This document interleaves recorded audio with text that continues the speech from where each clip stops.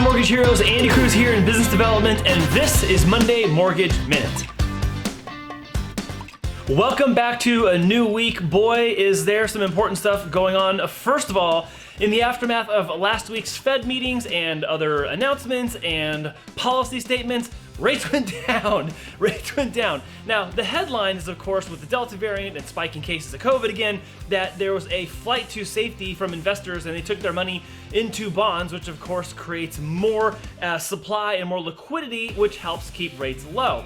The other thing is there's some growing sentiment that the Fed has kind of painted themselves into a corner. So despite weeks and weeks of talking about watch for tapering, listen for tapering, see when they're going to start backing off, there's almost this sense that they're going to be unable to. Eventually they're going to have to address this. They cannot keep just kicking the can down the road. But there's another problem on the horizon, which we've been talking about for quite some time, and that is the eviction moratorium.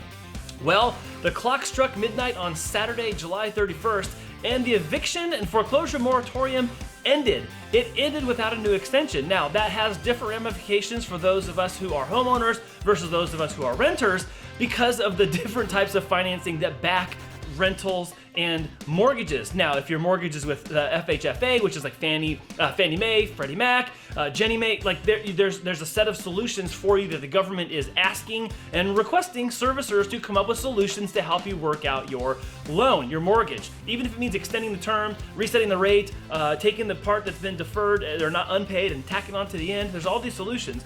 But in rental land, it's not as clear and cut and dry as that. And there are a lot of people that are at the cusp of potentially being evicted, all while everyone just went on recess for a couple weeks. So there's a lot more detail in this, and I don't want to get into one side or the other about the situation, but here's the deal. Everyone left Washington, D.C. on Friday, having not finished the eviction moratorium conversation and deciding what's going to happen with who and what and why. And now we have a looming problem where people who are in a position of deciding whether people get evicted or not are unsure on whether or not by taking action there's a consequence for them. So let me put that plain and simple. Let's say that you were due to be evicted, 7 months ago. But now that the eviction moratorium ban has been lifted, you could be evicted right now.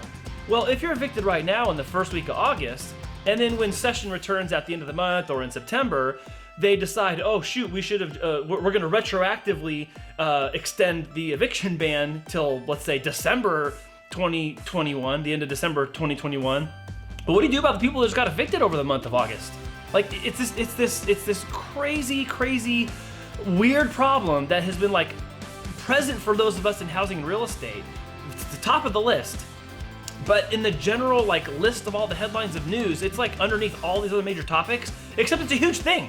And it's a huge thing because what are you gonna do if you evict all these millions of people or foreclose on these millions of homes, and where are you gonna put them? There's no place to displace millions upon millions of Americans right now. It just doesn't exist. So let's say you get your tenant who hasn't been paying you out. Okay, well you put a new tenant in. Where's the person that just got kicked out go? Times a million.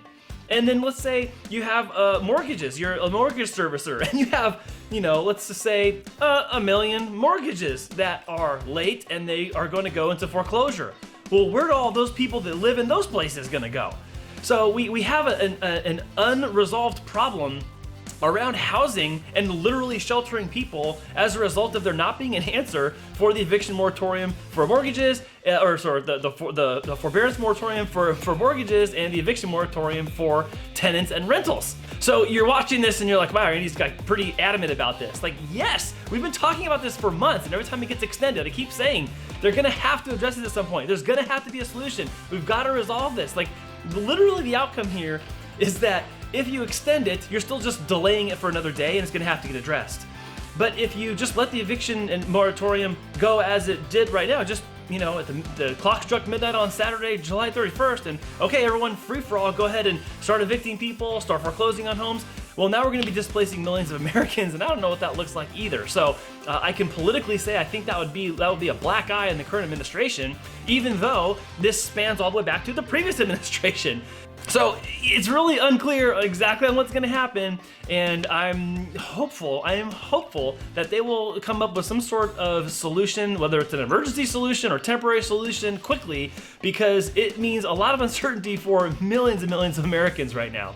You know, you couple that with the other things we've been talking about, with the inflated cost of homes, the inflated cost of monthly rent, inflation just in general on the cost of goods and services, worker shortages, you're having labor shortages at large, you're having like supply shortages of things. There's a lot of moving parts that are all weighing in on the economy right now, and it is going to mean more uncertainty moving forward, which oddly enough means that mortgage rates are going to continue staying low. And they'll stay low because there's literally no mathematical rationale, economic rationale, societal, or even political rationale for there to be rising rates in so many different aspects of our life. When so many different aspects of our life are just under duress right now, there's literally no justification or argument or anything of strength that they could pin that type of decision to.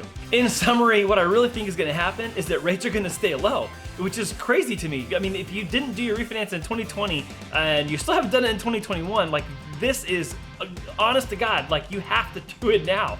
Even if you are thinking you don't need to or whatever, like, honestly, just take a look. You don't even have to look with me. Just take a look, because there's so many different pressure points weighing in on what's going on right now in the marketplace with finance, that there's just no justification or rationale for mortgage rates to be increasing. And as things get tighter with the talk of shutdowns and, you know, the talk about mandating vaccines and all this, it is going to require that we as consumers, as homeowners, have the ability to access money at an inexpensive rate in order to solve the housing issue that we are creating. So I know it was a lot today. This is like Monday Mortgage Minute times 10.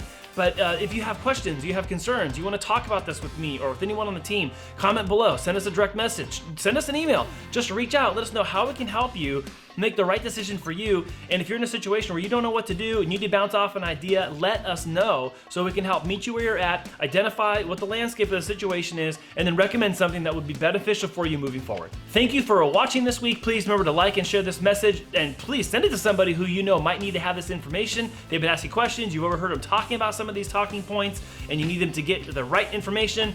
Please send this and share this with those people too. Thanks for watching, and we'll see you again next week.